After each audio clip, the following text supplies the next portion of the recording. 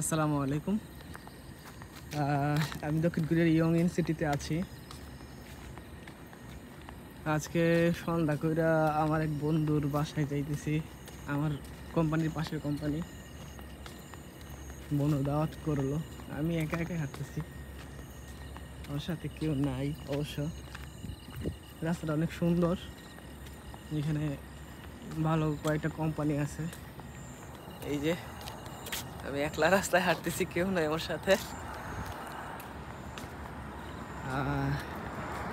পরিবেশটা খুব সুন্দর লাগলো, এই জন্য চিন্তা করলাম একটু ভিডিও শ্যুট করি। অনেকদিন হইলো ভিডিও করি না, আপলোড করি না।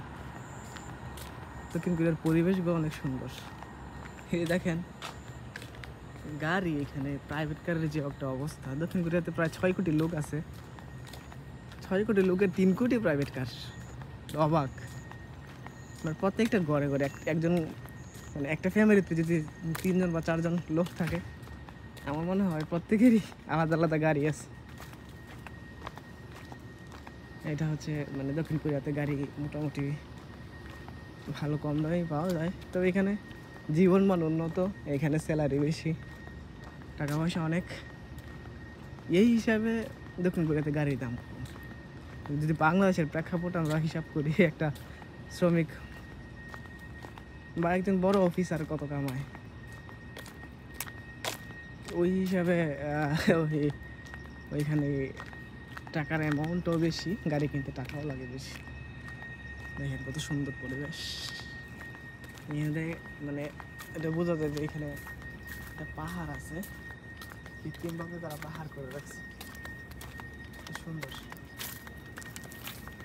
এখানে আপনি কাজ শেষে যখন বের হবেন দক্ষিণ কোরিয়ার রাস্তায়, এটা কিন্তু গ্রাম এলাকা। গ্রাম এলাকা এত সুন্দর, শহর এলাকা আরও কত সুন্দর। অবশ্য আমি এই রাস্তাঘাটের ভিডিও কম করি, কারণ রাস্তাঘাটে যখন বের হই সুন্দর সুন্দর প্লেসগুলোতে লোক থাকে, বিশেষ করে মেয়েরা থাকে, মহিলারা থাকে। তো দক্ষিণ কোরিয়াতে মোটামুটি ড্রেস আপটা গরমের সময় একটু অকওয়ার্ড আর কি, যেটা আমাদের মুসলিম কান্ট্রির যারা আমরা মুসলিম আছি তাদের সাথে এটা যায় না অবশ্য। এই জন্য হয়তো আমি এই রাস্তার ভিডিও করতে চাই। জি আছে, এখানে অনেক বন্দোবস্ত।